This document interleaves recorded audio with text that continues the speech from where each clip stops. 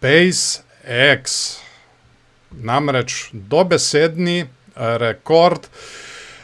Podjetje SpaceX je uspešno izvedlo največjo prvo javno ponudbo delnic v zgodovini. Družba Elona Muska je z uvrstitvijo na borzo zbrala kar 75 milijard dolarjev svežega kapitala, kar podjetje vrednoti na približno 1,8 bilijona dolarjev.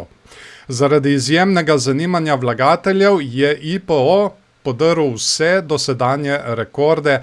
Musk pa je po ocenah postal prvi človek v zgodovini z neto premoženjem, ki presega bilijon dolarjev. Vlagatelji stavijo predvsem na prihodnjo rast podjetij SpaceX, Starlink in povezavo z razvojem umetne inteligence.